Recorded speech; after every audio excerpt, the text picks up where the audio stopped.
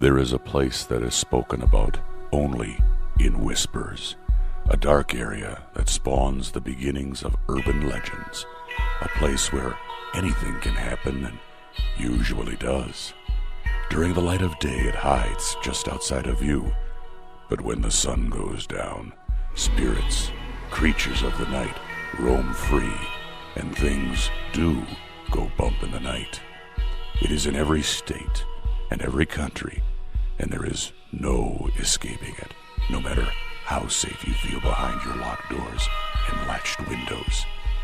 So we invite you to turn down the lights and turn up your radio while we join Dave Schrader and Tim Dennis, your hosts, on a journey into the darkness on the edge of town. Hello and welcome. You're tuned into the best in paranormal podcasting. This is Darkness Radio. I'm your host, Dave Schrader. Along with me, the one, the only Mr. Tim Dennis. Hello, Tim. Hey there. We got a lot of news to cover today, a lot of cool stories to share, and we've got a couple of special guests dropping by today. How about that? Do you feel excited? We've got a lot bubbling on the program today. I do feel excited, yeah. Excellent. Listen, I also want to make a quick mention to people. There's no live show this week, no live radio show on Thursday night. I will be at the Minnesota Para-Unity Convention in Duluth, Minnesota at the Duluth Convention Center. It's July 8th through the 10th. If you're interested, go to darknessevents.com, get your tickets, come on out and see me. Next week, I'll be at the Strange Escapes Haunted in Havana, a paranormal weekend at the Belvoir Winery. You can find information, again, at darknessevents.com. The Belvoir Winery, it's the Oddfellows Asylum. It's a really cool old location. We've been there a few times. We're going to be back out there. Amy Bruni, Adam Berry, Cindy Kaza from the Holzer Files, myself, Aaron Sagers. I believe John Tenney's going to be on hand. So there's a lot of cool guests, a lot of fun stuff going on, plus investigations at the Belvoir Winery. We're looking forward to seeing you. So make sure you go check it out and keep up to date with all of the cool events we've got going on. Darknessevents.com. That's darknessevents.com. Joining us first up is a longtime friend of the show. We had him on with his first book, Ghost Crimes, which was a book based on real paranormal activity. He has his new book, the follow-up, Ghost Crimes, The Paranormal Enemy, Book 2 in the Ghost Crime series. Gary Allen is back with us. Great to have you here. Thanks for joining us. Thank you, Dave. It's good to be here. I'm in Tampa, Florida, and a recent survivor of Hurricane Elsa. Good grief. You guys are getting pounded. Our other guest who's joining us in a little bit is also there in the midst of the storm. So we're going to be talking to two of you in Florida today, but you're safe. Everything's good. Yeah, so as far as hurricanes go, I've lived in Florida all my life, so I'm a little judgy, but it was more hurricane light. It was just barely a hurricane, so we got through it pretty unscathed. What do they classify that? Is that more like a tropical storm? So tropical storm, and then once you get to 75 miles per hour, then you're essentially a hurricane, and I think it was 75 miles per hour. So Elsa barely got the title. So disgusting. Elsa, come on, a little bit more effort. Well, I'm glad you're really okay. expected more from her, Dave. I'm glad you're okay. I'm glad everything's going well. So the new book is out. I know your first book was based on actual true paranormal accounts that law enforcement had shared with you. Where do we go in book 2?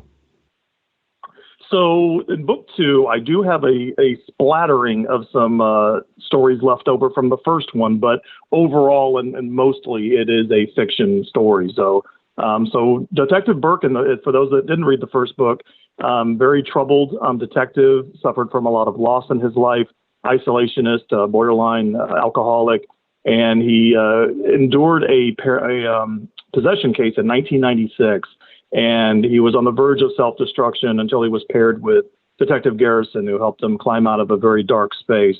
So I brought them into the second book. We're 18 months further into the story, and Burke has slimmed himself down. He's physically much healthier, but still mentally and emotionally very troubled from his paranormal trauma. So he's teamed up with someone else named David, and they do paranormal get-togethers and therapist sessions and help people out. And the crux of the story is, unfortunately, he is reluctantly dragged into an investigation of a haunted house.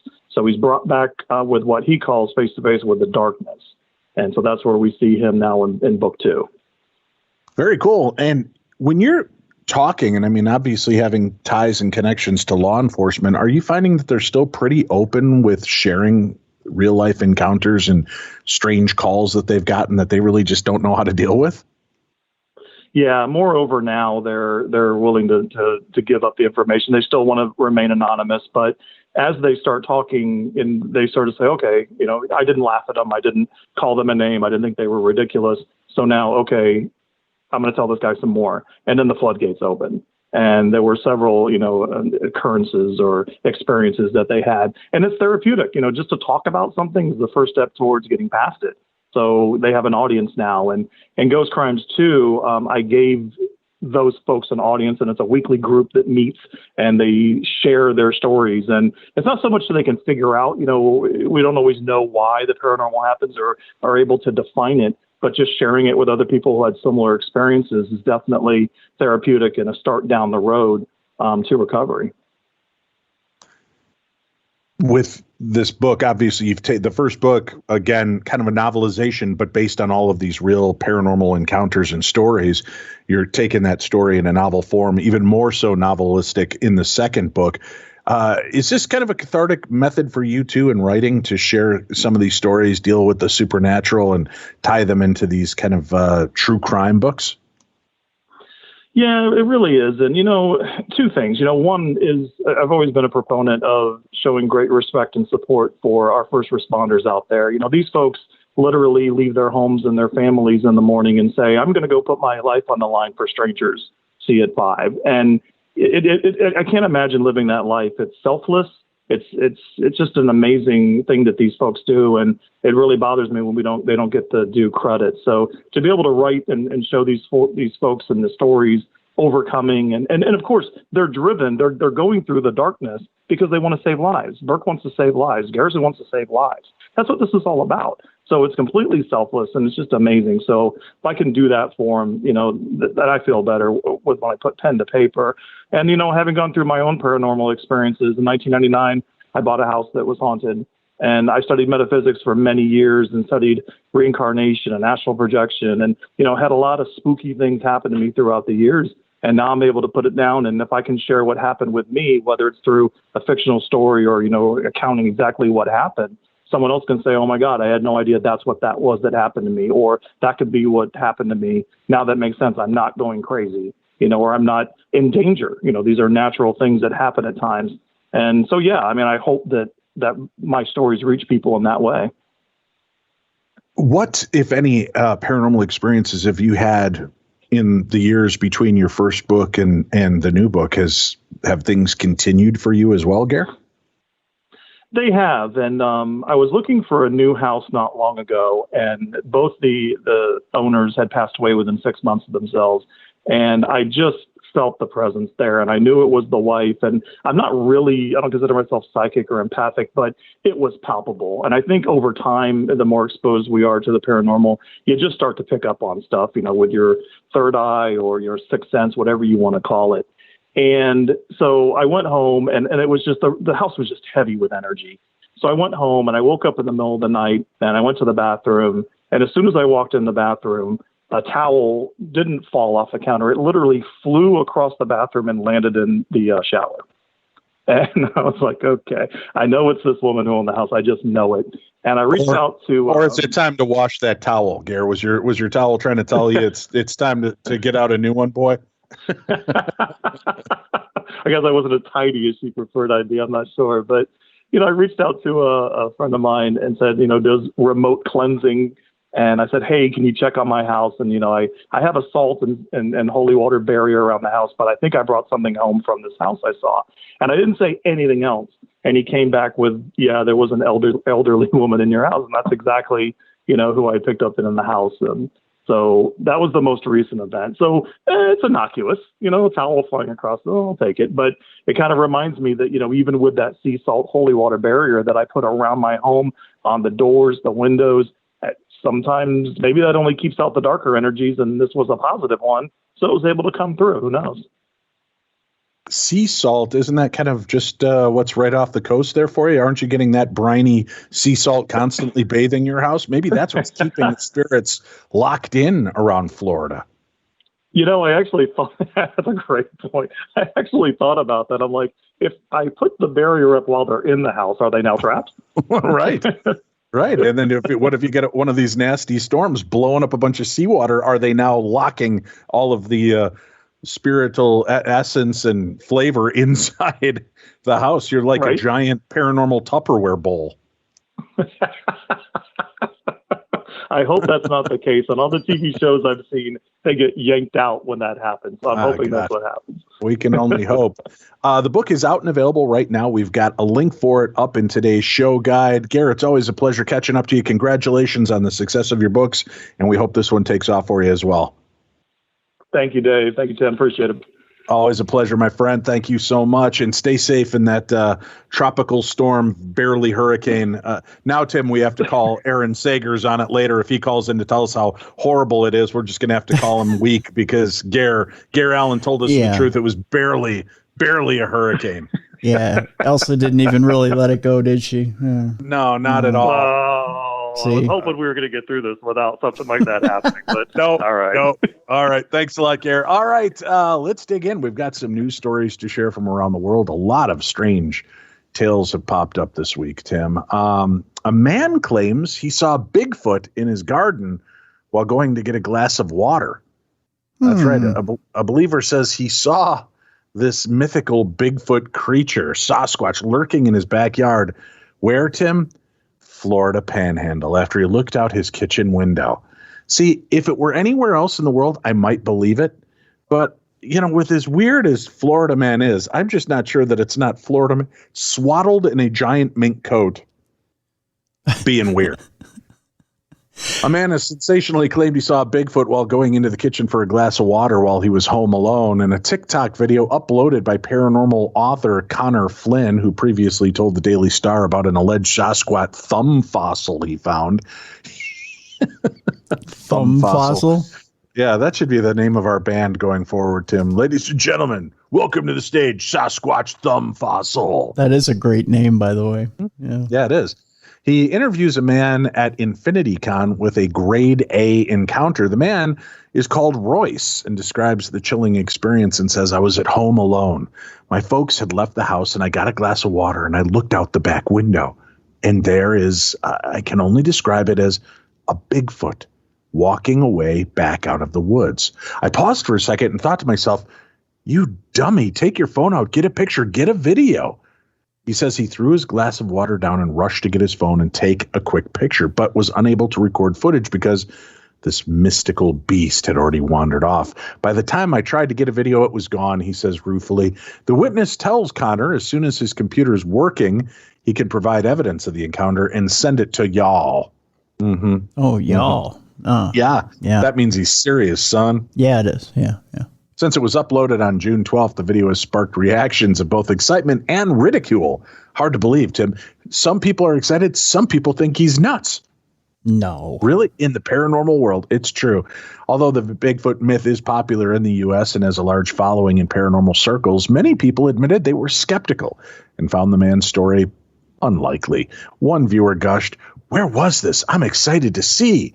"Awesome," said another, but someone else blasted, "There ain't zero Bigfoot in Florida." Yeah, that's well stated. Good science there behind that comment. Yeah. They're called the skunk ape there. Yeah. Right? The skunk ape, the woolly booger.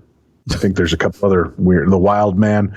Another viewer commented, "Really? His computer isn't working? Why can't he produce the pic on his phone?" Oh, somebody's thinking it through. Nice job, Columbo. Connor said the man saw the beast in the Florida Panhandle, which has been the location of many other unconfirmed sightings, as reported in the Daily Star. A man saw a hulking dark figure that he thought might be Bigfoot walking across a field next to a woodland and actually recorded the footage for people to debate over. So some people have seen it and have shown the video and have not conveniently had their computers crash, Tim. I find that hard to believe. Well, Tim, maybe, just maybe it's because the computers are being protected by demons. Well, it could be too, Yeah, because exorcisms are on the rise as demons now can attack you through texts, according to a priest. What? Yeah, we didn't have enough to worry about now. Yeah? A Catholic priest performs up to 20 exorcisms every week to free people and their homes from what he calls demons and satanic evil. Stephen Joseph Rossetti, age 70, claims he's seen countless demons at work over his 13 years in the exorcism business, and apparently it's just getting worse. From TVs turning on and off to people spewing foreign objects like nuts and bolts, the professor and priest has revealed all in his new book, Diary of an American Exorcist, Demons, Possession, and the Modern-Day Battle Against Ancient Evil. Speaking to the New York Post, the 70-year-old said how exorcisms have grown exponentially over the past 10 years. He added, I think this is going to get much worse before it gets better. Since technology has improved, the priest claims demons have been finding new ways to get at people. Stephen said a woman contacted him after an upside-down cross appeared burned into her shoulder. This supposedly happened while her father was receiving evil text messages from demons. Are they drunk text messages? Hey, we should get back together. I miss you, man. The messages were being sent from her phone number, but Joseph claims there was no evidence of her sending them herself. He continued, by the way, several exorcists have had the same experience, getting texts from demons. And why not? In the past, they've messed with electronics, TVs, and lights turning off and on by themselves. Now they're messing with cell phones. The priest claims he has seen things that are not humanly possible, although admits he's never witnessed levitation or spinning heads, just demon texting, Tim. Stephen claims he has truly experienced out-of-this-world evil. Recalling one exorcism, he wrote, they were wagging the woman's finger at me and shaking her head. I had been commanding the demons to leave, and the response was pretty clear. No. The priest poured holy water on the woman, which reportedly caused her body to wildly spasm. This is because, according to Stephen, holy water engulfs demons in holy torture, worse than the fires of hell. The priest has admitted that many of the people who contact him thinking they're possessed are suffering with a mental illness, but he says he has seen enough real things to believe. He says everyone should be doing more to protect themselves from demonic attack by putting crucifixes up in your room, as well as religious statues, and having holy water inside. I don't know, man. I got to question that, because in every horror movie, Tim, if you've got that stuff, they get broken. Yep. Right? Mm-hmm. They get broken. They get crucifixes just get turned upside down. Because demons, any self-respecting demon knows, if I just flip this sucker over, I'm in control now, man. Yeah, that's true. Yeah, they tend to be one step ahead. I'm still stuck on one thing about this whole story, Dave, and that is demons texting.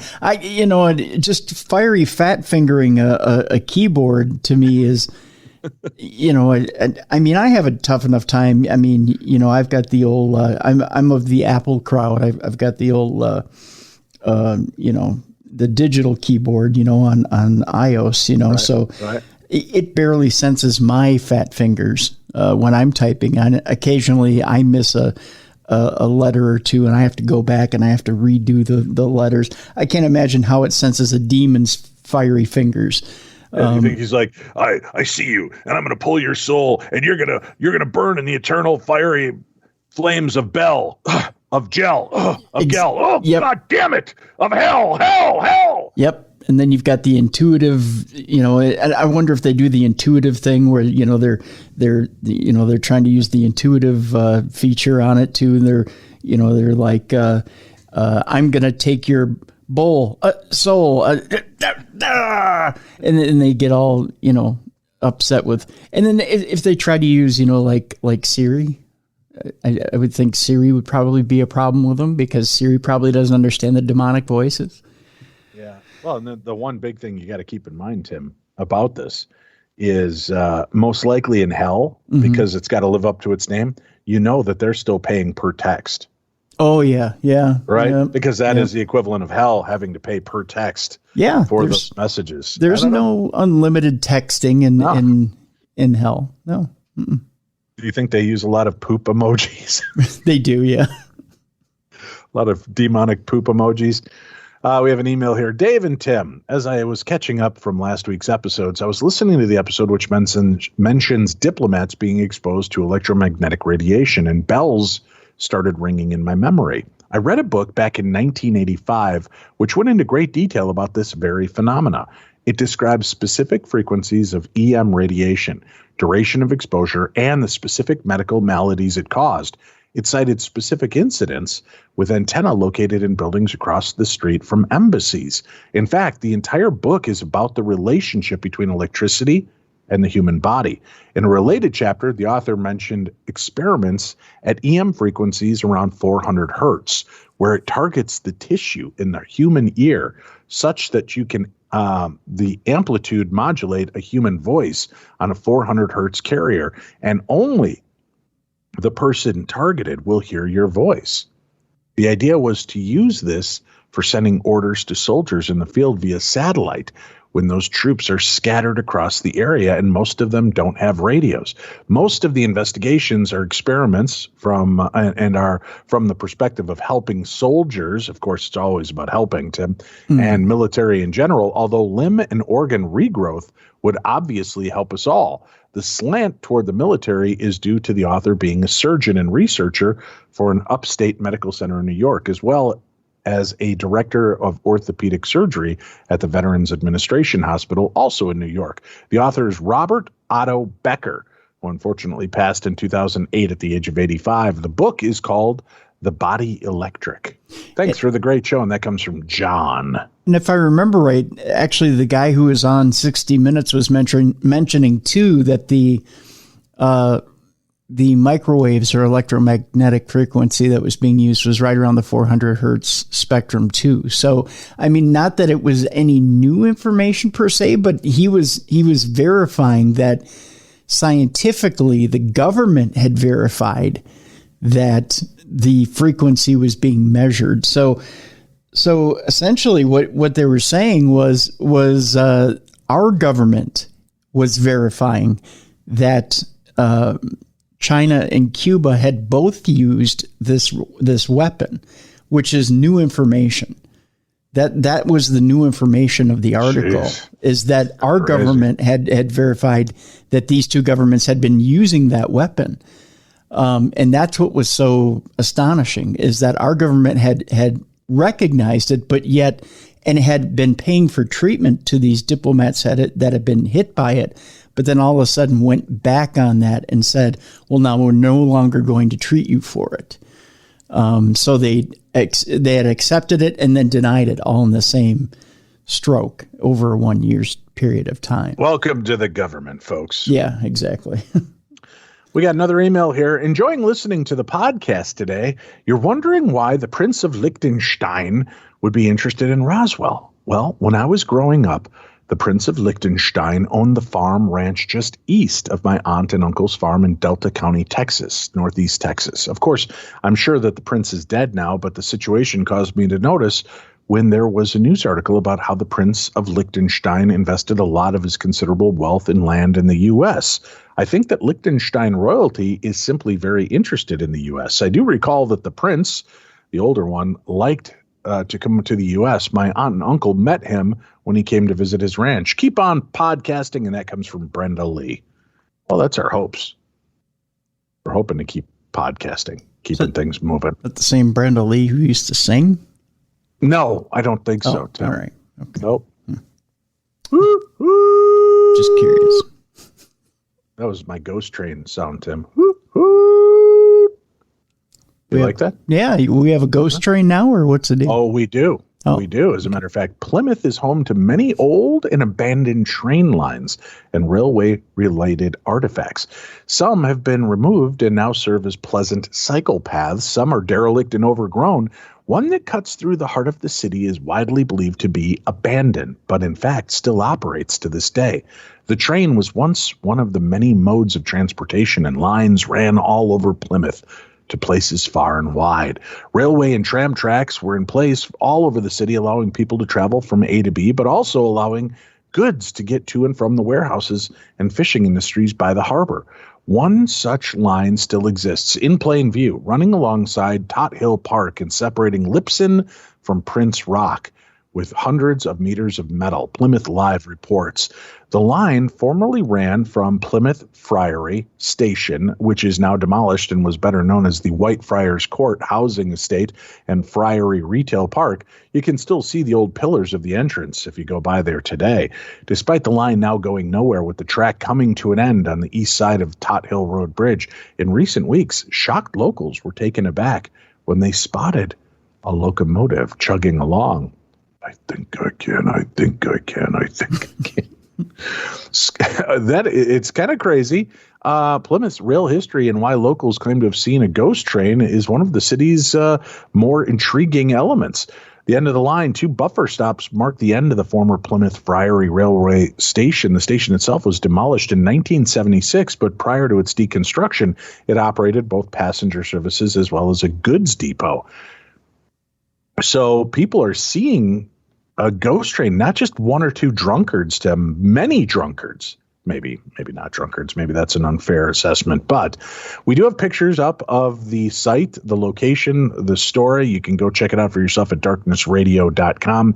Click on the news and you will see it. There's no ghost train in the photographs, but you can see the area around it and hear that. But man, that's kind of creepy. Wouldn't that be weird? You think demons, you think ghosts, those are pretty weird. But like if all of a sudden you just saw like this ghost train whizzing past you, that to me is there's something really unnerving and freaky about that.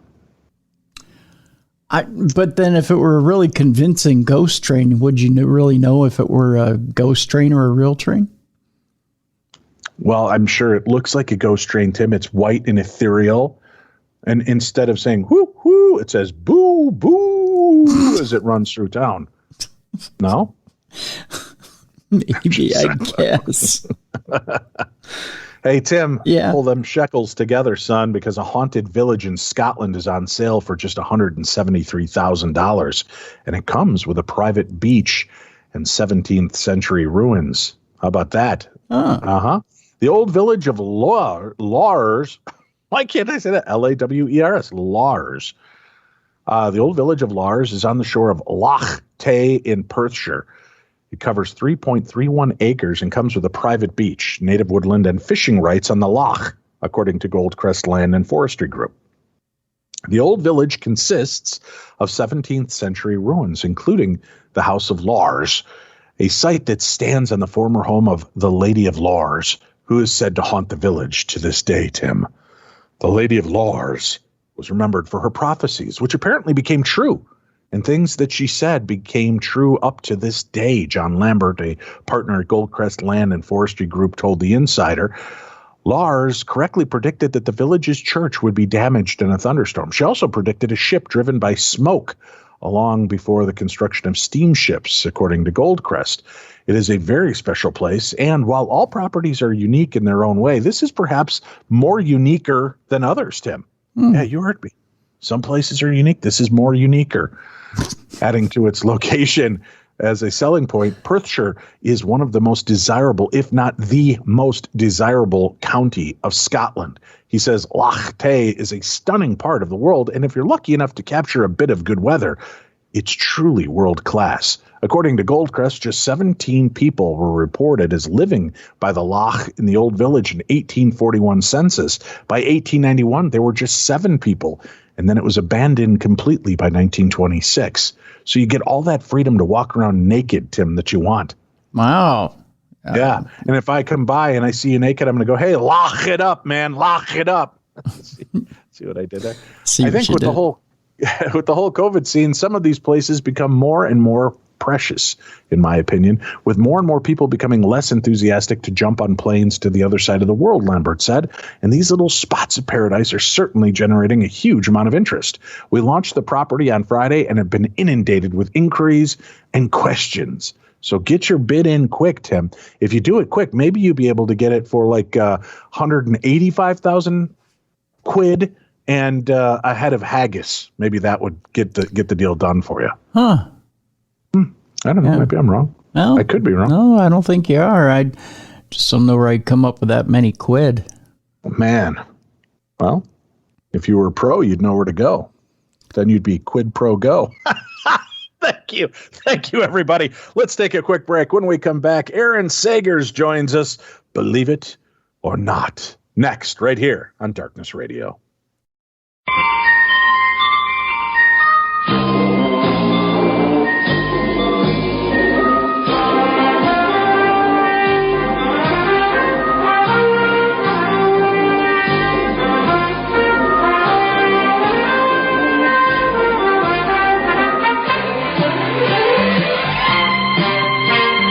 Welcome back to the program. This is the best in paranormal podcasting. You're tuned in to Darkness Radio. I'm Dave, that's Tim, joining us now live from the storm.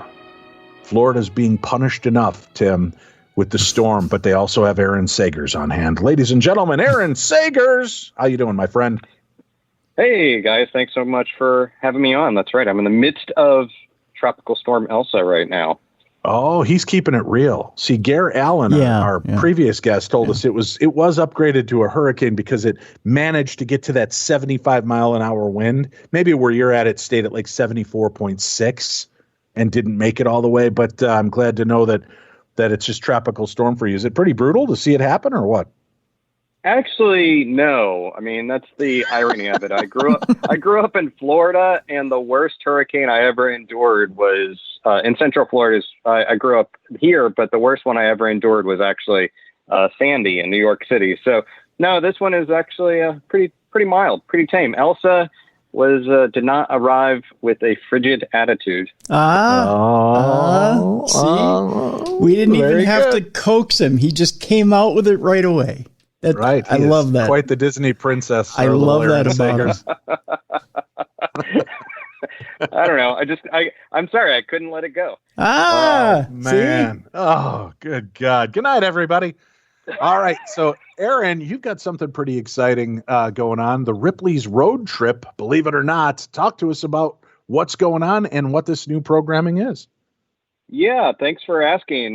Today we debuted this new show over at the Ripley's Believe It or Not YouTube and across their social media platforms called Ripley's Road Trip. And look, you guys know me. We've known each other for a long time. And of course, I'm a journalist, but also I love researching weird things and the paranormal. And Ripley's Road Trip kind of ties all these things together, where we're going to go to a different location with each episode. We're going to bounce around, see some of those roadside attractions and quirky elements of a town, and maybe try some of the signature food, and then explore some of the oddities, the curios that you can only see in those locations and that you can only see at a Ripley's Believe It or Not auditorium at those locations. And we get to talk about folklore. We're going to be interviewing a lot of local historians and authors, and maybe even getting some cool ghost stories out of it too.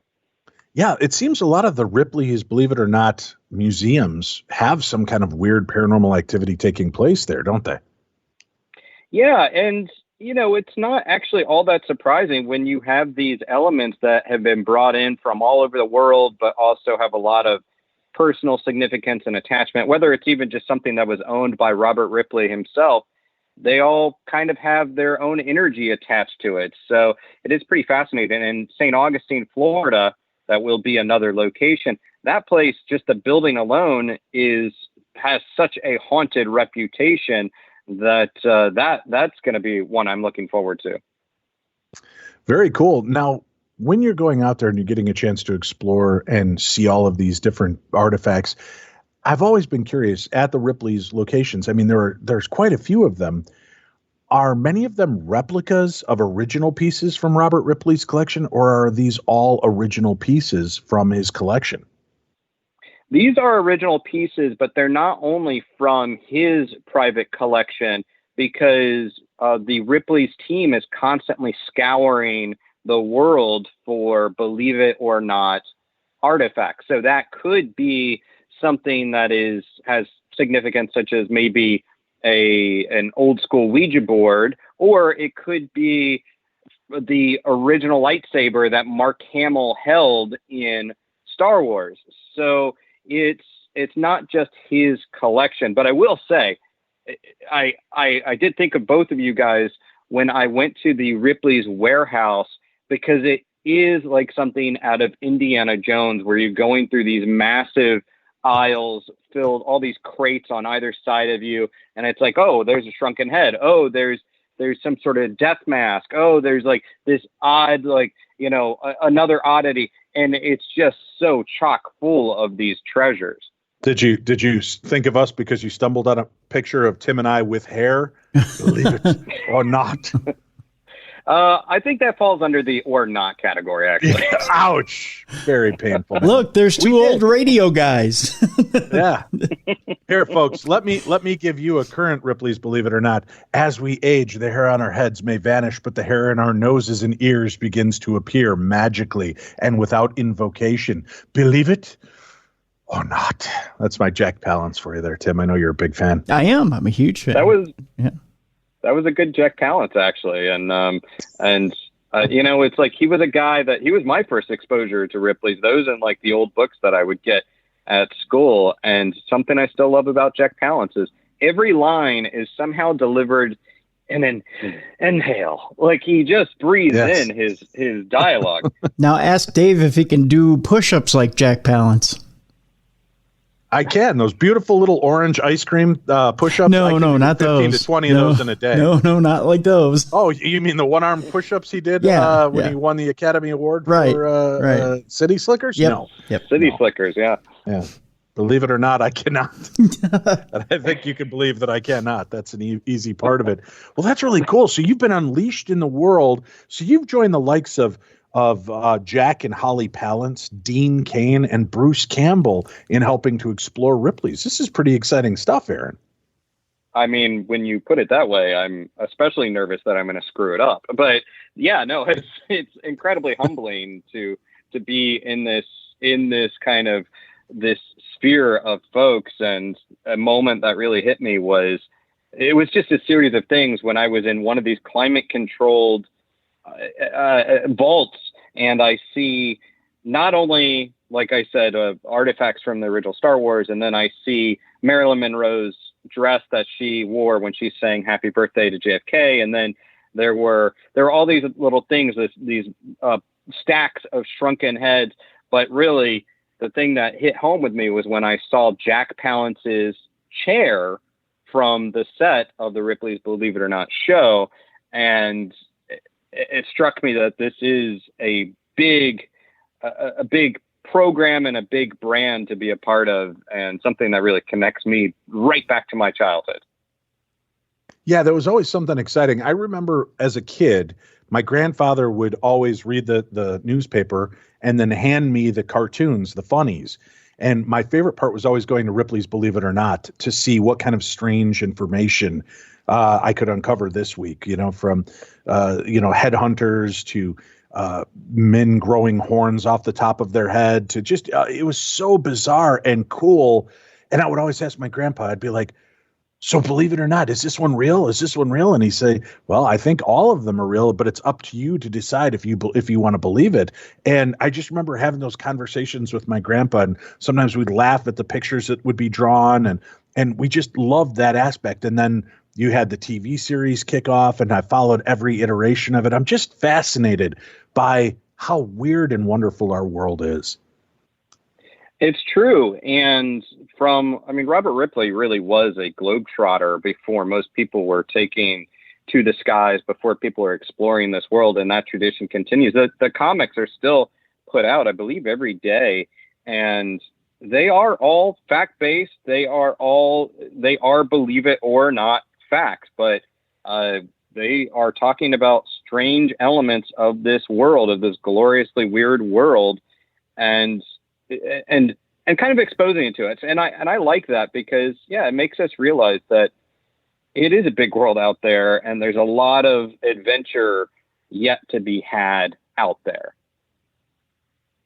I am looking forward to seeing how this progresses. The first episode dropped today, correct, of this on YouTube? That is correct, over at the Ripley's YouTube channel and across Facebook and Twitter and wherever you absorb content. Well, we've got it and a link for it on today's program guide so people can find it. What's your next location? Where are you off to?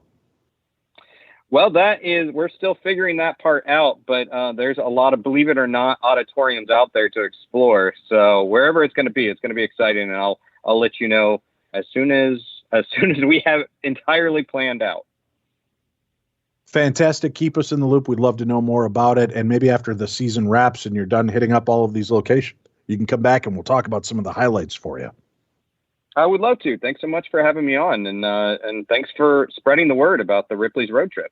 Of course, and you can see Aaron Sagers and I next week at the Belvoir Winery, the Oddfellows Asylum in Liberty, Missouri. We're going to be there with the Strange Escapes events, the evening in Havana. I'm still not quite sure what that means, Aaron. So I don't know if I'm supposed to wear the dress or if you're supposed to wear the fedora. I don't know what we're supposed to do for this, but we will be there talking, having fun, and ghost hunting at the Belvoir Asylum. Are you psyched and looking forward to that? I am. I'm getting my maracas out. I'm gonna bring a cigar. I don't know. I'm gonna probably lean into all the horrible Cuban stereotypes. I don't know. I'm very excited about it. So I should wear my tuxedo and my long conga drum and come out and sing Babalu at some point? I mean, I think that would be worth the price of admission right there. A little Ricky Ricardo channeling will be happening. We'll see. Well, you buy us a couple glasses of wine, you just never know what bongos I might be playing. It might be Aaron's butt bongos at the bar. So come on down, visit with us, and hang out. You can get information about it at darknessevents.com. Stay safe in that storm, buddy. I'll see you next week. I'll talk soon, guys. All right. Very cool. Hey, we've got more of your emails, and we want to hear from you. People are shy, Tim. I get emails. They're like, I've wanted to call, but I'm afraid I'm going to sound stupid. You hear these calls. They don't sound stupid. We want to hear you. And the listeners love hearing other voices besides that of mine and Tim's. Yep. Give us a call. Voices from Beyond voicemail, 651-300-4977. 651-300-4977. That's the number to call. Share your paranormal encounters with us. We'll share them on the air, or you can stick with being lame and just write them down and send them in to me, and I'll read them here online at dave@darknessradio.com. You can also write a narrative, and we will feature it as an upcoming episode of Theater of the Mind. With that in mind, let's turn down the lights, pull up close to your radio, because it's time now for a new episode of Theater of the Mind. My Creation of Terror, the real-life experience of Dan Hartman. I had read a book about the famed Philip experiment. The idea that thought could somehow give life to a paranormal experience, and it blew me away. I read everything I could find, watched every video out there, and decided I had to try this for myself. That proved to be the single scariest mistake of my life. I set about creating a character. I wanted to see if I could imagine a creature that I could somehow control and send to frighten my friends. What can I say? I was a stupid teenager. I was obsessed, and I just wanted to see this for myself. So I methodically planned out the character from its look to its backstory, wrote about it every day to train my mind to focus on it and to set my intention so that I could bring my creation to life. I tried to convince a few of my buddies to help me. I guess they thought this was just too weird science for them, and they declined, telling me I was just wasting my time and acting like an ass. So now I knew who my targets would be, and I couldn't wait to unfurl my little experiment on them. After close to 60 days of very intense focus and determination, I started to try and communicate with the creature. Now, I don't even want to write out the name of this thing because I'm worried it will call something back into my life that I don't ever want to face again. I began by using the Ouija. Then I went to mirror scrying, and when that didn't work, I tried conjuring it with a pentagram that I drew on my floor with powdered chalk so I could easily clean it up and not be caught by my parents. Nothing seemed to be working, or so I thought. After my 5th night of experiments, I finally gave up, sure that I had wasted my time just as my friends predicted. But it was around 2 a.m, and I was finally starting to fall asleep, when I heard what could only be described as the sound of scratching coming from under my bed. At first I thought maybe it's just a piece of paper that blew under my bed, and the fan that I used to keep on for sleeping at night must just be blowing it around. Well, what can I say? It made sense to me at the time. But then Then the scratching noises began to get louder, and they seemed to be running under the entire length of my bed, from the head of the bed to the foot and back again. I tried to convince myself that it was just my imagination and that I'd spent just too much time focused on creepy things. It was starting to play with my perceptions. Then it happened. The bed thumped, like someone pushed it from under, making the bed land hard on the floor. That shook me from my near slumber and definitely caught my attention. Everything was silent except the sound of the fan. And I wondered, did I just dream that moment? Was I caught between awake and asleep? Then the bed lurched again. This time it felt like the entire frame had been thumped and sent at least 4 inches into the air. It landed with a loud thud. My heart was in my throat. My palms were instantly sweaty, and I began breathing hard. I thought to myself, what in God's name was that? That's when I saw the closet door begin to rattle. The knob seemed to be twisting back and forth. The door shook in its frame. My eyes opened to the size of baseballs as I strained to see in the dimly lit room. Then the door popped the latch and slowly squeaked open, revealing nothing but a dark, inky, gaping pit behind it. I could hear movement coming from the closet, something shuffling slowly. And then a low, steady, growling noise began from under my bed. The bed began to shake like a small tremor, and I saw what appeared to be a large, dark form slowly emerge into my room from the closet. It stood upright like a man, but it was broad. Its head was large and oddly shaped, almost like a giant dog with horns. I wanted to scream, but I couldn't. I just lay there, staring. This was just how I had imagined my creature to look.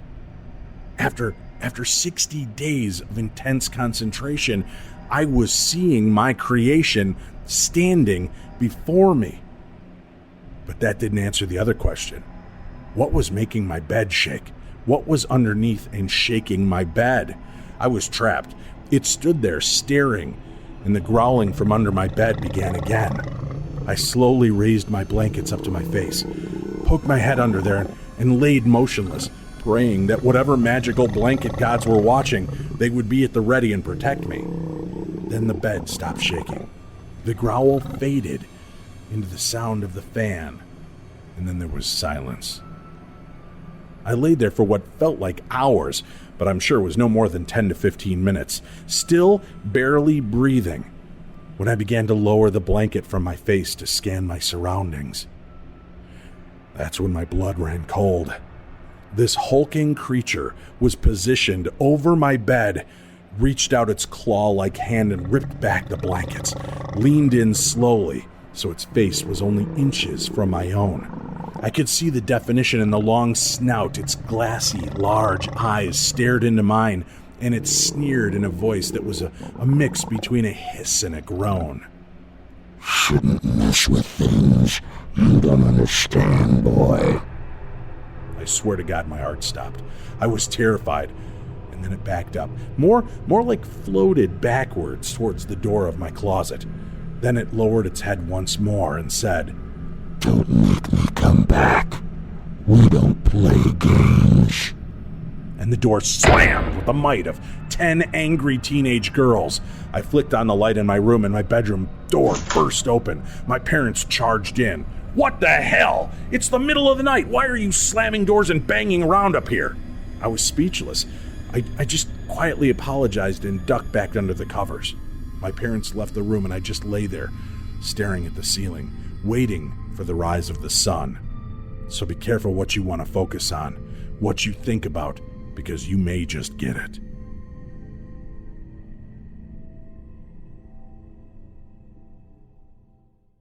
Very cool. Welcome back to the show. Thank you very much for tuning in with us. Tim. Yeah. A student captured a large UFO hovering over Devon's seafront at night. Not just in a quick fleeting moment. No, for full 10 seconds, Tim. That's right. A student was left shocked after photographing a large UFO hovering for 10 seconds over the Devon seafront. Matthew Evans, 36, That's an old eighth grader, Tim, right there. 36 years old. Yeah, it is. Yeah, I'd seriously look into, I don't know, remedial classes. Yeah, maybe. Yeah. Matthew Evans, 36, spotted the bright unidentified object while peeping out of his top floor flat window last week. Photographs show 4 bright lights in a triangular shaped formation just lingering in the night sky. And the mature student, as they put it in this article, managed to whip out his phone to take a picture, but within seconds, the suspected object whizzed off into the distance. I don't know that I ever want to hear whip this out and whizzed in the same sentence, Tim. That usually does not go well. Yeah, especially when it comes from 2 different parties, because, then it's suspect. Now, this article and this picture, Tim, I'm going to have them up on our website. At darknessradio.com under the news segment. But I don't know. The skeptic in me is seeing something else. So I just sent you the picture, Tim. Okay. So if you want to click on it, you could see the 3 lights up in the sky. Mm-hmm. But if you notice, it's immediately above a very bright light source. And I'm not sure that it's not some kind of refractive measure from the light source. Do you see that? Yeah, I see what you're saying. Yeah. Now, it's weird that the light source looks like an old 1950s UFO. Yeah. Right? So I don't know, but it could be 2 independent things. The skeptic in me says that I bet there might have been like 3 floodlights on that building, and we're getting a refraction of them above. I'm not sure. I'm sure we have some photographic geniuses out there that can take a look at this story and let us know your thoughts. But I'm not sold. But it is a cool picture. Well, then, in 2, if you look at the picture off to the right, what is that light that's off to the right? I'm not allowed to tell you, Tim. You're not allowed to tell me? No, I'm sorry. I don't know what it is. Maybe a sail from a ship? I don't know. The mature student managed to whip out his phone is my favorite thing, and he caught it before it whizzed out, Tim. Whizzed out, Go take a look at it for yourself, folks. Take a look at the picture. Let me know what you think. Again, if we have any of those photographers out there, Tim, photographers that might be able to weigh in on it, I'd love to know your thoughts. Because I can tell you, well, I can reserve my thoughts, too.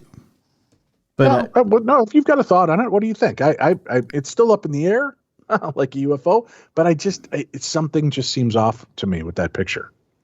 I can tell you what's off about it, but it's. Go ahead. If they were some skepticism on us, man. I'll tell you, if they were colored lights, you'd know exactly what that is. What is it? Just by the light placement, it would look like the taillights of an airplane flying away. Oh yeah, I could see that. Yeah, to a degree, but they're not. Just by the way they're placed, if it was flying away from you, they could be the trail of jet engines. So that's why it looks. And I'm zooming in as hard, as close and as hard in as I can. That's what she said. But it to me it looks if you zoom in as tight as you can, it almost looks like, it doesn't look like so much as a light because they're different sizes. It almost looks like the exhaust of a fire trail. But weird. That's just me. Well, check it out. I'm sure we've got some photographers out there. I'm sure we also have some people that are airplane specialists and might know. Let us know what you think. Go check out that news story, Dave, or at darknessradio.com rather, and click on the news tab. Japan, Tim, is opening up a UFO lab. But I don't think I want to visit at any time because it's in Fukushima. Wasn't that all? Yeah, wasn't Fukushima all leaky and stuff a few years back? Yeah. They had a small nuclear reactor incident. Yeah. And Chernobyl still closed down to people, Tim. Yeah. Right? Yeah. Like 50, 60, 80, 100 miles around is closed down. But Fukushima's like, screw that. We're putting in a UFO lab. Nearly a year after it was reported, the Japanese Defense Ministry would draw up plans for any potential encounters with UFOs. The country is opening up a research lab dedicated to unexplained phenomena near the site of the Fukushima nuclear disaster. According to Japanese news outlet, the Mainichi, the International UFO Laboratory opened up on June 24th, the day before the Pentagon released its 9-page report on unidentified aerial phenomena. The lab, which is on the grounds of UFO Interactive Hall, will strive to unravel the enigma of these objects, and its director will be 51-year-old Takahiro Mikami, the editor-in-chief of Mu Occult magazine.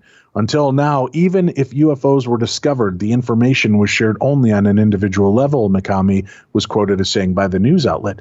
I hope the research lab will serve as a base, receiving information and lead to new discoveries. I'd like to get to the bottom of their identity. The new lab is located in Lino, Fukushima Prefecture, just miles from the Fukushima Daiichi nuclear power plant. I bet he got a really good deal on this property, Tim. I'm thinking so, yeah. Rent was dirt cheap. The UFO lab will look into a number of sightings that have occurred near the district, which calls itself the hometown of UFOs. In the 1970s, a light-emitting cone-shaped object was witnessed near Mount Sengamori, which eventually became known as the Mount Sengamori Incident, because it happened by Mount Sengamori, Tim. Probably. See how that happens? Yeah. Yeah.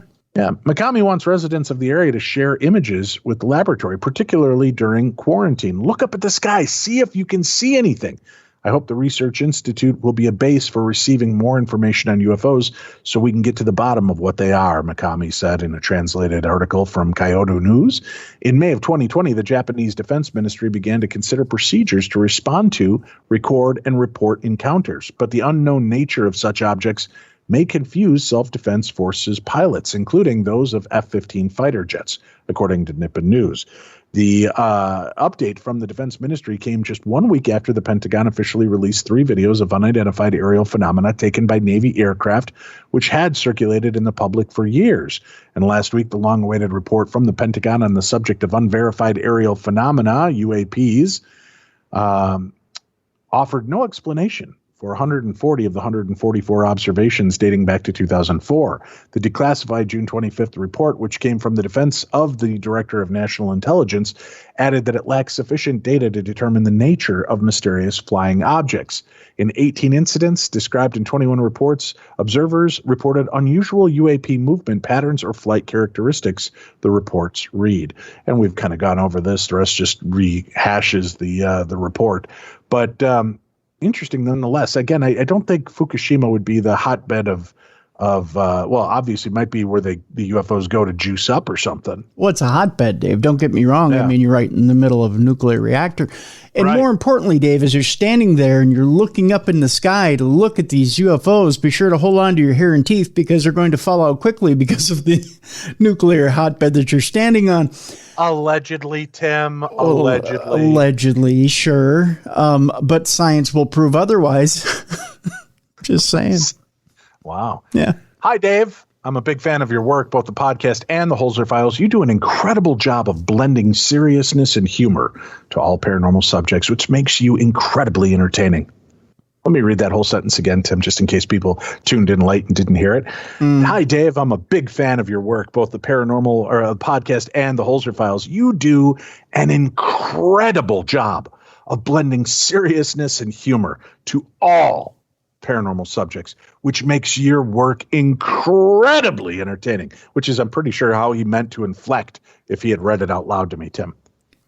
I'm still laughing about the Forest Bride moment in the recent Bigfoot episode of the podcast. I have not told many people about this story, but I would consider myself a skeptical believer because while I am skeptical about a lot of evidence I have also had a few personal experiences that are completely unexplainable. This is one of those unexplained experiences. One of the common examples of paranormal evidence that I am most skeptical of are orbs. I feel like 99% of orb photos are easily explainable and can be debunked. Investigations are conducted in old, dusty, insect-filled locations, and the vast majority of these orb photos are either dust or insects, in my opinion. Give them some applause, Tim. You got them trained well, Dave. Yeah. But I've also seen an actual orb with my own 2 eyes. Uh-oh, Dave. What? Slippery slope. Go ahead. Well, he saw him with his own 2 eyes. Oh, yeah. So that's better than through a camera lens. Yeah, true. And it was completely unexplainable. And this is that story. I was staying over at my girlfriend, now wife's house in Hoboken, New Jersey. It was a weeknight.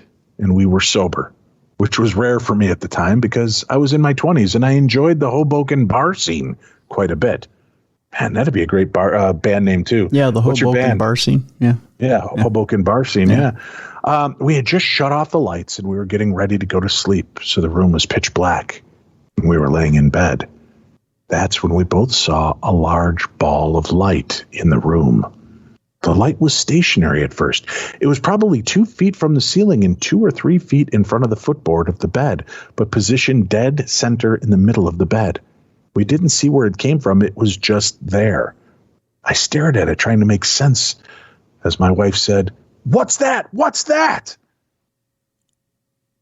The ball of light was bigger than a softball, but smaller than a bowling ball. It was a bright gold color and was self-illuminating. You could clearly see that it was three-dimensional. The roundness was evident. It was bright and solid and uniform in color. The orb just sat motionless in the middle of the room, almost like it was looking at us. For no more than 9 or 10 seconds, then it shot through the ceiling and it was gone. There was no sound. It looked like a large, bright, golden, three-dimensional ball just suspended in the air above the bed. Now, I know what headlights look like coming in the windows. I know what a flashlight would have looked like coming through a window, but this apartment was on the 4th floor. And with no taller buildings around, it was not a spotlight or a projector. It was a self-illuminating ball. This guy knows balls, Tim. I guess, yeah. I spent the next several hours trying to explain it, debunk it, but it was clearly unexplainable. And I've never seen anything like it before or since. There was no fear. There was no panic. It was almost like someone or something was just checking in on us, sitting there, watching. We were both saying, "What the heck was that?" And we're not remotely afraid. There was zero feeling of negativity or of a presence. The orb was just floating there, motionless for a few seconds, and then it shot through the ceiling and was gone. That's why a lot of supposed orbs that can be explained make me very skeptical. When you see one, and I mean really see one, there's no doubt in your mind that you've just seen something that you've never seen before that defies explanation. You know, what you saw was something different than what you've seen before. There was no, well, this might be, because you know what you saw cannot be explained. I'm sure that what I saw that night was paranormal in nature. I don't know what it was and cannot confirm if it was a ghost or a spirit, but it was something unexplainable. I wanted to share this story with you. Keep up the great work. I'll be watching and listening, and if you have any questions or want any additional information, please do not hesitate to reach out. That comes from Sports Smasher. Oh, no wonder he knows balls, Tim. What? He's a sports smasher. Yeah, he's a sports smasher. Yeah, that's pretty cool. So he saw this large hovering orb of light, some kind of pervy light, was hoping these two were going to get it on. Yeah, well. That's what I think. And was he paid off? Probably not. I don't know. Probably not. Speaking of getting paid, Tim, yeah, America's Got Talent judge Sofia Vergara is in utter disbelief. How, you say? Did you say utters and Sofia Vergara, Dave? Stop it. Huh? A psychic read her mind. I'm going to throw up, she said. That's a weird response. Yeah, it is. Sofia Vergara might not be as terrified by having her mind read as being made to think she shot her fellow judge, but it still freaked her out pretty good. And it earned psychic Peter Anatow 4 yeses on America's Got Talent this week. Though he started his act on stage, Anatow eventually took the judges to an external location and explained that he had laid out 1,000 empty ring boxes. Simon Cowell was then tasked with hiding Vergara's engagement ring in one of those boxes.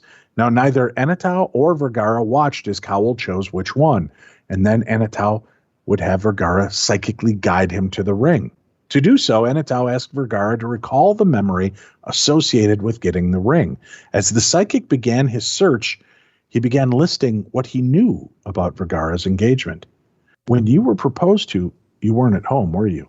You were somewhere else. You were far away. Anatow checked in with Vergara, and the plans had to change for your engagement. Vergara responded in the affirmative, looking shocked. Still, when the psychic selected a box, Vergara admitted that she was like 0% confident that of the 1,000 boxes he could have possibly chosen the right one. There's no way you know that that's there, she said. And yet Anatau did indeed choose correctly, presenting Vergara with her lost ring. In doing so, he noted another detail about the moment she got engaged to husband Joe how do you say that? Manganiello? Manganiello? Yeah, I think that's it. Joe Manganiello. I'm horrible with Italian names. He noted that when they got engaged, a rainbow appeared as he proposed. Shocked, Vergara confirmed Anatau's knowledge, stunned that he knew about the minor detail. According to Vergara, Manganiello had planned to propose by the ocean, but got nervous and ended up proposing in their hotel room. I'm going to throw up, Vergara said with a laugh when the ring was revealed. You can watch Anatau's full performance on America's Got Talent. It's pretty interesting. Yeah, I'll pretty say. Interesting. Yeah. I feel like wanting to vomit is maybe an overreaction, Sophia. Yeah. Vomit Gara. Vomit Gara. I don't know. All right, Tim, I've got an interesting, this is another one of those stories that comes to me in the form of a news story, but it's also a Parashare. Okay. Multiple Parashares. Are you ready for this? I'm ready.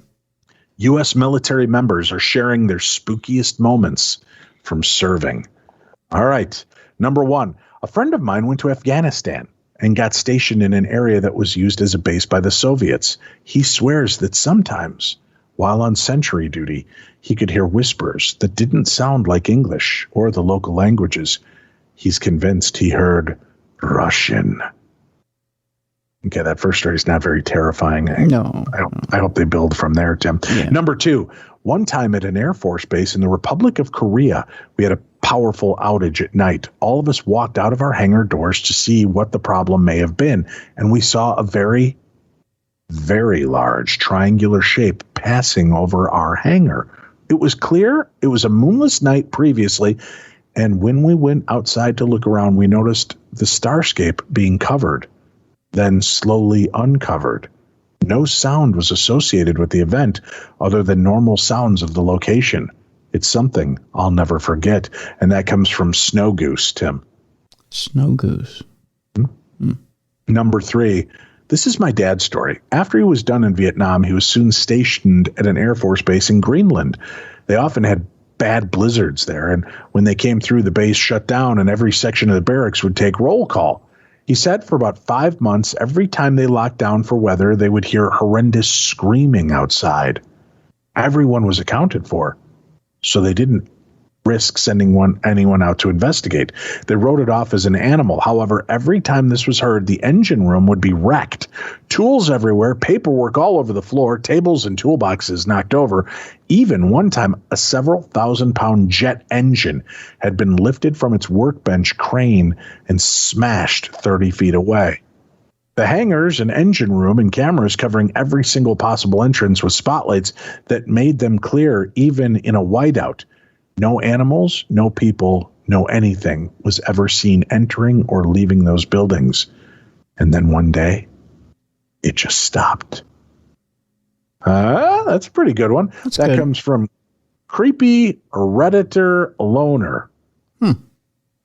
Number 4, U.S. Navy photographer here. In the deepest parts of the ocean, you will often see steam past small boats that are empty or seemingly empty.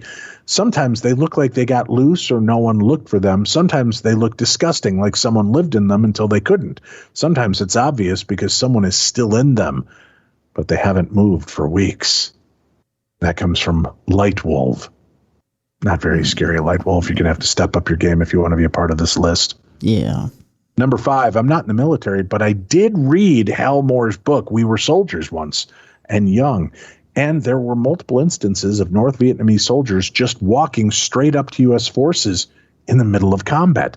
They'd look at them and they wouldn't even raise their weapon or unsling it. They would just start laughing at U.S. soldiers. Then the U.S. guys would shoot them. I'm sure there's a reasonable explanation of why this happened, but it's pretty creepy that the enemy might just walk up to you and start laughing in your face, seemingly not caring whether you shoot them or not. And that comes from Evan466, Tim. That's a little creepy. That is weird. Yeah. That's very weird. Yeah. Number 6, we wrote it off as some of the instructors messing with us, but while training at the JWTC, the Jungle Warfare Training Center, there was a blood-curdling scream in the middle of the night. It definitely sounded like a woman. The lieutenant in charge made us do a quick accountability check. Then he started radioing the training center to see what the hell happened. The instructors went out from their compound and did some checks, but they couldn't find anything. They said it's not the first time that they had units out there calling in to report the exact same thing. And that comes from Boss Avery. You got to work on that name, Boss. Good story, lame name. I was on the rooftop, number 7 starts, on a post with another Marine, and on the building next to mine was a dude smoking a cigarette. I looked at my partner to mention it, but when he looked again, he was gone. The roof access door for that building was very rusty and loud. There's no way he snuck out in those few seconds it took my partner to get his attention. That comes from I'm M.A. Reyes. Number 8. Stayed in the barracks the Germans used to house Polish prisoners of war. I'd regularly put things in places only to find them in the middle of the floor after leaving the room. And that comes from Deleted Tim. Mm-hmm. Number 9, one of my drill sergeants actually has a creepy story from one of his Afghanistan deployments. He was infantry, so being in the field and out on missions for multiple weeks wasn't uncommon. One night while sleeping in a fighting position he felt something nibbling at his feet. He woke up and kicked it off, and what he saw wasn't any type of marsupial, but a little humanoid figure he could only describe as looking like Gollum. But being in the field with little sleep, he chalked it up to just seeing things. A couple of days later, he and another guy were on watch, and the other guy pointed out something and said, "What the fuck is that?" and pointed at a stone wall in the distance. My drill sergeant looked through his binoculars, and crawling across the top of the stone wall was the exact little humanoid creature that had nibbled his toes just a few nights before. Creepy, psycho little toe nibblers, Tim? Yeah. Number 10, I was a military police officer stationed in Germany. We would get calls every now and then of a woman and or child screaming in the vicinity of the high school on post. When we would get there, nothing would be happening and none of our German gate guards heard a thing. Occasionally, we'd have to go search the high school to make sure nobody was in it after hours. Doorknobs were known to be spinning all the way around with nobody turning them. We'd also get calls about hearing screaming from a Polish POW cemetery on post, which was off a dirt road from an almost never used area of the training area. We'd get there and it'd always be foggy as shit with nobody there. And that comes from Hopeless Rebel 2187. Number 11, the U.S. Air Force here. Not allowed to say what I do, but my airframe flew in Vietnam and carried dead bodies back. And after Vietnam, it was repurposed. All of the older frames from that era are supposedly haunted from these dead soldiers. I've spent mid-shift, midnight to 7 a.m. on these frames, and I've heard people screaming in pain. I've asked for a tool and had someone hand it to me and then turned around, but there was no one there. Multiple times you'll hear someone's name being called. I don't believe in ghosts, but those frames creep me the fuck out. That comes from Peripheral Wall. Yeah, don't blame them. That's creepy. Mm-hmm. No. There's nothing creepier than wanting a tool and having somebody hand it to you. Yeah. Number 12, when I was deployed, we worked out of an ancient dock from the Vietnam era. I worked graveyard, so there was never any people there at night except mission essential for any missions we were running. We would randomly hear footsteps walking down the small hallway that was a dead end. Our door was the last one before the little bit that was the dead end. No one ever walked past our door, but there were always the footsteps. Then one night, there were wet footprints down there. And it wasn't even raining outside, Tim. There was no rain at all, Tim. Comes from Anonymous.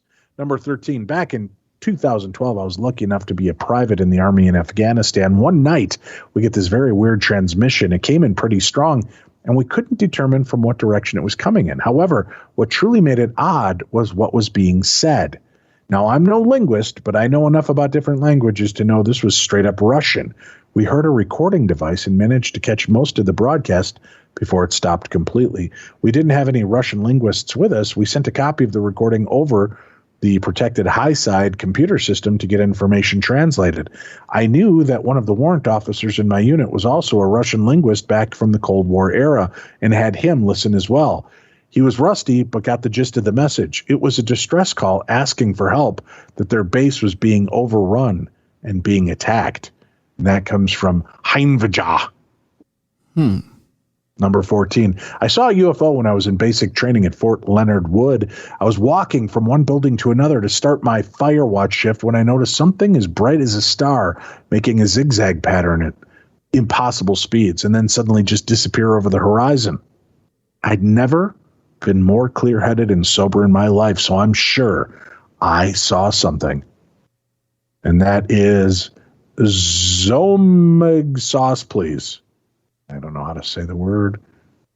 Number 15. In Okinawa, there are places on the island that the local National Gate Guards will not stand post on during certain times of day because of dead Japanese soldiers during the war. There were also supposedly places where, again, dead Japanese soldiers will walk up asking for a cigarette. Never saw it personally, but you never know. That comes from Pennywise 1235. Number 16. As a Marine, I used to have the graveyard patrol shift at the Beirut Memorial at Camp Lejeune. Oddly enough, I never got freaked out being completely alone in a remote cemetery in the middle of the night, surrounded by dense woods on all sides. However, one night, I was patrolling near the perimeter fence when some of the oldest headstones are located when I heard the sound of a woman humming. I followed the sound and noticed a light glowing through the vines and brush of a large tree. As I approached, I could literally feel my hair beginning to lift as if it was a static current in the air. I pushed aside the brush, and what I saw nearly took my breath away. It was an old weathered headstone with a large cross etched into the marble. Only the cross was glowing a bright, vivid blue like a neon bulb.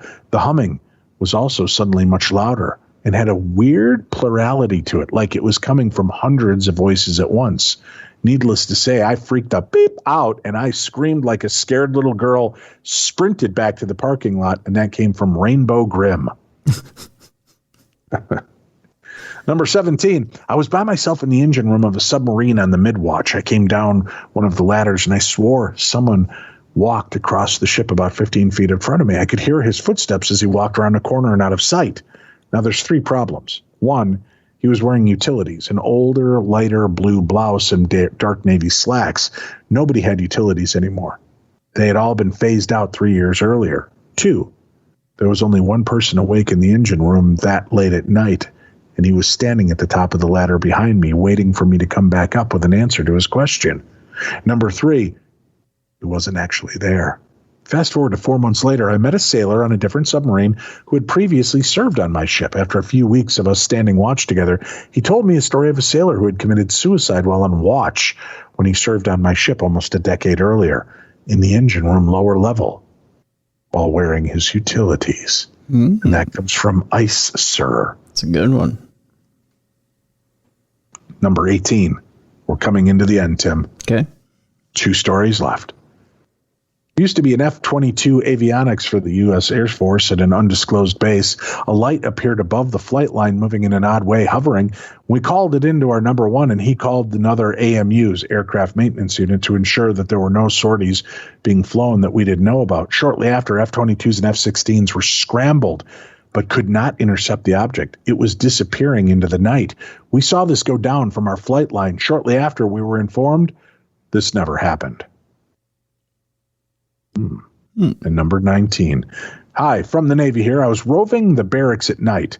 I had a UI under instruction, so I was showing him the ropes. Well, on the 2nd or 3rd floor of the barracks, there is a recreation room with a TV and chairs and a piano. Mind you, everyone was asleep, and it was 0200 in the morning. Well, I decided to go and see if I remembered how to play the piano a little. We started walking down the hall when we heard a single piano note go off. We both heard it while I was in mid-conversation, so we kind of looked back, and then we both looked to see each other and see if we had heard the same noise. We shrugged it off as our imaginations running wild, but as soon as we got to the end of the hall and opened the doorway to the stairway, a sharp key note was heard coming from down the hall in the direction of the room with the piano. We left the floor as soon as possible and later shared the story with some shipmates. They told us stories of sailors who died in those barracks. And that comes from Compact 2598. I'm a little bummed that the military that's seen some stuff, Tim. Yeah. Those were the scariest of their stories. Come on, military. Creep me out more. Well, I wouldn't expect that the dead would rise and start dancing on a ship. I mean, it's not Broadway. But wow. What a lame imagination you have, Tim. Psh. Well, but I mean, those are it's close to midnight. There's some good little creepers in there. Yeah, there's a couple of them. Yeah. This next chilling story is from the Surreal Estate set, and it'll make you a believer in ghosts, Tim. In an exclusive chat with E! News, Tim Rosen and Sarah Levy shared behind-the-scenes tidbits from the Surreal Estate set, including an in-real-life ghost story, putting the surreal in Surreal Estate. In an exclusive chat with E! News, Tim Rosen and Sarah Levy, who are starring in Sci-Fi's upcoming paranormal drama, revealed that supernatural occurrences didn't just happen for the camera. According to the Schitt's Creek alums, the cast were the stars of a real-life ghost story after several guest stars found themselves staying at a haunted hotel. Tim, who plays Luke Rollman, a real estate agent with an expertise in haunted homes, said he wasn't a believer in ghosts. That is, until now. It's so funny because my answer 100% before starting this was no. That's what he told E! News. After doing the show, filming where we did in Newfoundland, I heard so many stories from guest stars. Supposedly, where everybody was flying in and staying was an old haunted mansion turned into a hotel. And I heard stories from almost every guest star that they had said they felt some sort of presence that didn't feel natural. It's hard for me to not believe everybody, In fact, one guest star checked out of the hotel he was in because it was too spooky. He was like, I'm out of here. This place is way too creepy. That's what Sarah told Susan Ireland, and noted not everyone that stayed there had the same feeling, but it was really intense. I was so grateful that I wasn't one of the ones staying there. Although Sarah called herself a believer, even she was surprised to learn of the eerie history of the town that they were filming in. St. John's, Newfoundland and Labrador, Canada, where we were staying. It is a notoriously haunted base on all the stories that a lot of people that live there have, she shared. That was a weirdly written sentence. I mean, I talked to everybody, and it seems like 99% of the locals I have talked to have at least one story. While Sarah made it clear that the area couldn't have been more beautiful, she did admit that they were shooting in a place that was already pretty eerie to begin with. If we weren't sold on Surreal Estate before, we are now. According to this article, back in May, Sci-Fi released the first trailer for the new drama, which features Tim and Sarah as real estate agents that specialize in selling homes with supernatural tendencies. The first look teased everything from ghosts to hellfires to demonic children. I didn't know my kids were starring in that show, Tim. Well, they decided to pick up a little work around the house and, make things a little easier for you. Now I'm going to call BS. My kids have never once picked up a little work around my house. Never. Never. It's a belated Father's Day gift. They just decided, take a little load off the old man and just bring in a little work, Take a load off, Daddy. Take a load for free. Pictures. You're not buying that, huh? No, not at all. Okay. The Headless Horseman of Cornsborough has been captured on camera, Tim. For a Paranormal Research Association have been investigating the legend of a town's headless horseman who was part of the Battle of Maysbury battlefield in 487. Now, association founder Dean Buckley, partner medium Veronica Buckley, and paranormal investigator Jane Danby have carried out 3 investigations so far into this legendary figure who is described as being a Saxon with strawberry blonde hair and a beard who was chased by several figures across the fields and lost his life on the field next to the garden. Now, this is pretty creepy. I'm going to show you this picture in a second, Tim. Okay. All right. Now, Veronica has spoken to the horseman twice on 2 investigations, and the spirit told her his horse was injured in the attack by an arrow. Dean explained, during the investigation, I felt so much sadness and fear with him that I think these were his last emotions. At the field on Garden Lane, we heard the galloping of the horses. How was that? Pretty good? Just sounds like your tongue going up and down, but okay. Shut up. It's my horse noises. It was dark and very quiet, but the horse's hooves were clear, and we all heard them like this. Or do you prefer this noise, Tim? No. Oh. The image of the horseman was taken by Dean, who was actually visited by the spirit and was photographed in his back garden.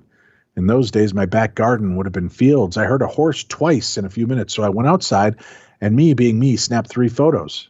And he appeared in the second. The group intends to carry out a final investigation into the Headless Horseman at 3 other locations at the end of the summer, with Paul Bell joining them. All right, so I can hear the skepticism in your voice as well, Tim. But I'm going to tell you, this picture is pretty freaking compelling. Are you ready for this? Okay. All right, take a look.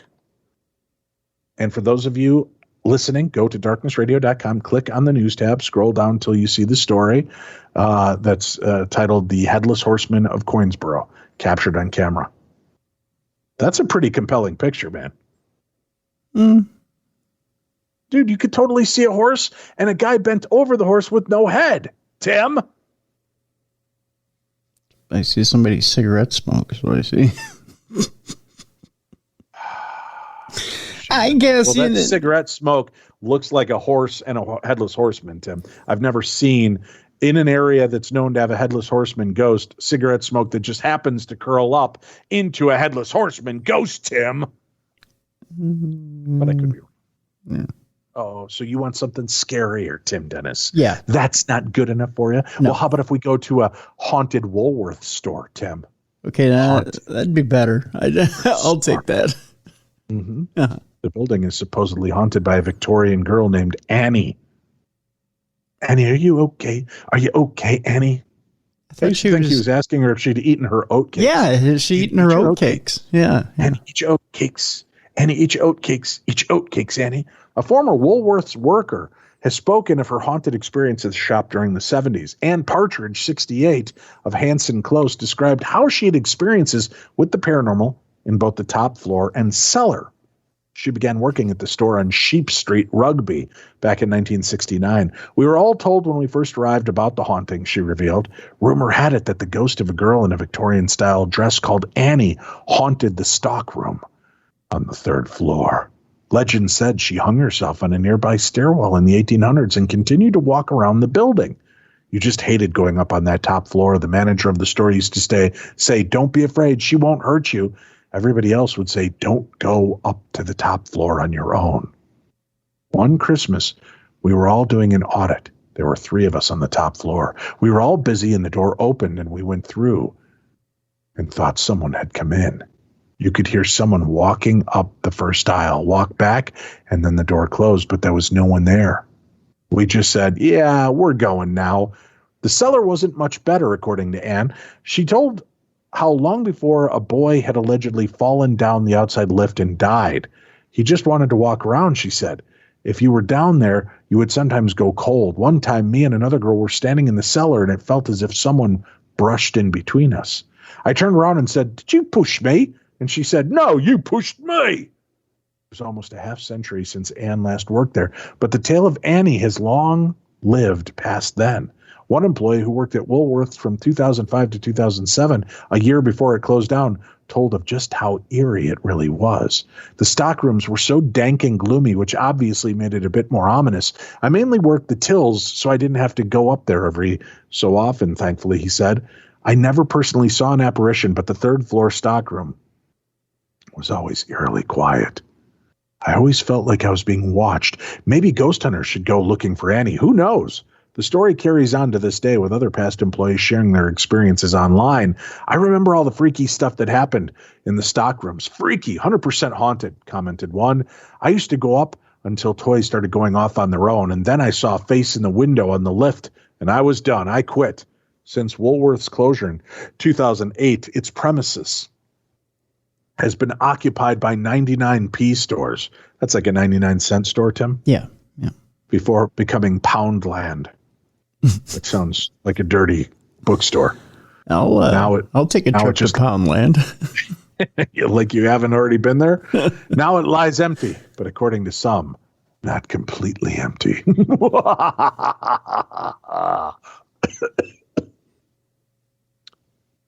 Yeah, Woolworth's ghost stories weren't very chilling, Tim. I'm sorry. No. Yep. All right, Tim, here we are. Our final story of the day. A mentally unstable man makes odd police request against paranormal. Uh-huh. You heard that right, Tim. From anywhere in the globe, there will be odd requests made that includes encounters where some individuals from Gujarat would claim that ghosts are often after them. One such incident reportedly happened over in Vadodara. It's a tough one to say. Vadodara. Yeah. The 35-year-old man reportedly filed an odd complaint with the Jumbagahoda police station in Panchmakal district on Tuesday, alleging that he was being harassed by a gang of ghosts. He sought aid from authorities, believing his life was in danger. The man claims that he was approached by the paranormal figures while he was working on the farm. The man was identified as Varasbingai Bariasalo. Police were surprised with the unusual request, but had suspected something mentally off. To save him from further distress, police logged the complaint to assuage his fears. He was very agitated. It was clear that he was behaving abnormally. We took down the application and showed it to him to calm down, according to PSI Manahishaka Thakor. Now, moments later, authorities contacted the family of Bayer Oslo. They found out that the family had no idea that the 35-year-old went to the police and revealed that the man was undergoing psychiatric treatment. Also, that Varangazadbai, are you buying these names, Tim? No. Varangazadbai had allegedly not taken his medicine for the past 10 days. So does this mean that he was legitimately seeing the ghosts, Tim? Now, other family members say that they do feel and sense things. Was the lack of medication allowing him to see through the veil and uncover the truth that's around us all the time? No. No. All right. No. Fine. Be that way. Well, that's it for Supernatural News Parashare edition today. I hope you guys enjoyed it as much as we enjoyed bringing it to you. We'll be back tomorrow, Tim. We have and I'm going to be upfront with people, we have a very interesting conversation with a medium psychic out of the UK. We're going to talk about some touchy subjects. So there are some triggers, but I think people might be interested in hearing this. Afterlife insights into suicide, murder, trauma with our guest Siobhan Smith. That's tomorrow on the Best in Paranormal Talk Radio. Again, there'll be no live show tomorrow night, but I will be live in person in Duluth. Duluth is on fire. So come on out and see me. You can get tickets to the event that's taking place at the Minnesota Para-Unity Conference and Convention at the Duluth Convention Center. It's this coming weekend. I'm going to be out there along with a lot of other great guests from the paranormal field. Love to meet you. I've got free hugs in mind for you if you're swinging by, so make sure you stop in. Our buddy Chris Fleming's going to be there. I believe Steve Gonzalez is going to be there from Ghost Hunters, Ghost Nation, and the rebooted Ghost Hunters. It's coming back out. So there's a lot of cool guests that are going to be on hand, and I hope you guys will come on out and check out our website, darknessevents.com, to keep up on all the different locations we'll be visiting throughout the year. For Tim Dennis, I'm Dave Schrader. Thank you very much to Gare Allen for joining us today and Aaron Sagers. And remember to check out the links on today's program guide to find Gare's book and to watch Ripley's Road Trip with Aaron Sagers. This is Darkness Radio.